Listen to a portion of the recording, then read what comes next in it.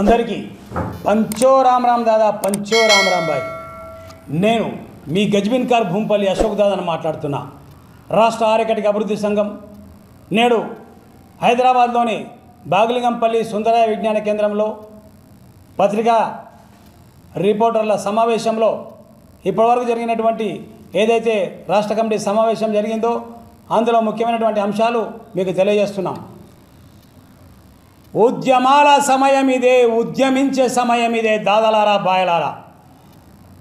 2021 బాగా గుర్తుపెట్టుకోండి. 2021లో జరిగినటువంటి వైన్ స్టాండర్ల రిజర్వేషన్లలో గత ప్రభుత్వం మనకు అన్యాయం చేసింది. అప్పుడున్నటువంటి ఎక్సైజ్ శాఖ మంత్రి శ్రీనివాస్ గౌడ్ అన్యాయం చేసి మనం 15% రిజర్వేషన్ రావాల్సింది తన కులానికి కట్టబెట్టుకుండు. 30% ప్రత్యేకంగా ఇచ్చినటువంటి కేసీఆర్ ఇచ్చినటువంటి రిజర్వేషన్లలో 15% వారి కులానికి, 10% ఎస్సీలకు, 5% ఎస్టీలకు ఇచ్చి మనం వాళ్ళ ఇల్లు ముట్టడించి వాళ్ళకు కనువిప్పు చేసినా కూడా ఆయన అన్నా ఖచ్చితంగా ఇస్తాను మీకు అని చెప్పి 2023లో ఇస్తా అని చెప్పి 2023లో కూడా మనకు చేయించిండు. ఆ మహాత్ముడు మనకు మోసం చేసిండు. ఆ ప్రభుత్వం గద్దె దిగేంత వరకు నేను ఎమ్మెల్యేగా పోటీ చేసి అక్కడ నుంచి వాయిస్ ఇవ్వడం జరిగింది. మాకు అన్యాయం జరిగితే ఇదే విధంగా ఎక్కడైనా పోటీ చేసి ఆ ప్రభుత్వాన్ని గద్దె దింపుతామని చెప్పడం జరిగింది. ఇప్పుడు ముఖ్యంగా ఏంటంటే ఇప్పుడు మళ్ళీ వైన్ స్టాండర్లు వచ్చినాయి.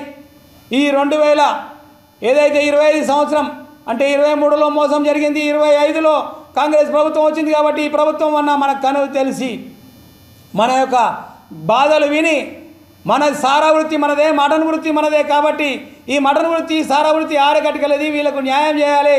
ఎందుకంటే తాతల ముత్తాతల నుంచి జన్మత ఆరకట్టుకలదే మటన్ వృత్తి సారా వృత్తి. కాబట్టి ఇందులో వీళ్ళకు ఖచ్చితంగా మనం రిజర్వేషన్ కల్పించాలని చెప్పి రేవంత్ రెడ్డి కాంగ్రెస్ ప్రభుత్వం మనకు కనికరించి ఖచ్చితంగా రిజర్వేషన్ ఇస్తే మనకు న్యాయం జరుగుతుంది. నాటు సారా కాయొద్దని గతంలో ప్రభుత్వం చెప్తే గత ప్రభుత్వం చెప్తే నాటు సారా బంద్ చేసినాం. మనకైనా ఎటువంటి ప్రతిఫలం ఇవ్వలేదు. అదేవిధంగా నాటు సారాను బంద్ చేసి ఇప్పటికి కూడా అప్పుడు జరిగినటువంటి ఎక్సైజ్ దాడులకు ఇప్పటికి కూడా జైలు జీవితం గడుపుతున్న కొంతమంది ఉన్నారు. ఇప్పటికి కూడా అనేక మంది కోట్ల చుట్టూ జైళ్ళ చుట్టూ తిరుగుతున్నారు. దాదాపు మనకు అన్యాయం జరిగింది. 11 మంది ఆత్మహత్యలు జరిగినాయి.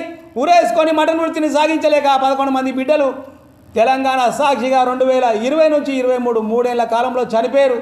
అప్పటి ప్రభుత్వం ఏమాత్రం ఎటువంటి కనికరించలే, ఎటువంటి రిజర్వేషన్ ఇవ్వలే, ఎటువంటి కార్పొరేషన్ ఇవ్వలే. ఇప్పుడు ఒకటే మేము డిమాండ్ చేస్తున్నాం. ఈరోజు ఈ యొక్క రౌండ్ టేబుల్ సమావేశం నుంచి నందీశ్వర్ దాదా జనరల్ సెక్రటరీగా, మరియు ఇక్కడ ఉపాధ్యక్షుడు ఉన్నటువంటి వెంకటేశ్వర్ దాదా, మరియు దాదాలు మన దినేష్ దాదా, మరి నరేష్, అట్లాగే ఉన్నటువంటి దాదాల కమిటీ సభ్యులందరూ శ్రీనివాస్ దాదా మొత్తం కూడా మేము డిమాండ్ చేసేది ఏంటంటే ఆరుకటికలకు వెంటనే 30% రిజర్వేషన్ ప్రభుత్వం ప్రకటించాలి. అట్లాగే మా ప్రభుత్వం ఈ ప్రభుత్వం మొన్న చేసినటువంటి ఏప్రిల్లో జరిగినటువంటి సభలో మంత్రులు వచ్చి మనం మాటిచ్చిపోయారు. మేము ఖచ్చితంగా మీకు కార్పొరేషన్ ఇస్తామని చెప్పి 500 కోట్లతో వెంటనే కార్పొరేషన్ ప్రకటించాలి. లేదా భారీ ఉద్యమాలకు మేము తెరలేపుతాం. వచ్చే నెలలో కనుక మాకు వైన్ స్టాండర్లలో మాకు రిజర్వేషన్ ఇస్తున్నట్టు ప్రకటించకపోతే మేము భారీ ఉద్యమాలు జరుపుతాం. రాష్ట్రం మొత్తం కూడా అందరు మంత్రులను అందరినీ కూడా ముట్టడిస్తాం. ముఖ్యమంత్రి గారిని కూడా మేము ఖచ్చితంగా ముట్టడిస్తామని చెప్పి ప్రజాభవన్ కూడా మేము ముట్టడించడానికి మేము బయలుదేరుతామని తెలియజేస్తూ ఈ యొక్క మా యొక్క ఆకలి ఘోష, మా యొక్క కన్నీటి బాధల్ని మంచి మనసున్నటువంటి రేవంత్ రెడ్డి అన్న వెంటనే నమ్మకం ఉంది. కాబట్టి మాకు మా యొక్క ఆరకటిక బిడ్డలకు ప్రభుత్వం ప్రత్యేక కార్పొరేషను 30% వైన్ స్టాండర్ల రిజర్వేషన్ కల్పించాలని మరొకసారి కోరుకుంటూ బీసీ-డి నుంచి బీసీ హోదా కూడా ప్రభుత్వం కల్పించాలి. ఈ 3 డిమాండ్లు మాత్రం ప్రధానమైనటువంటివి.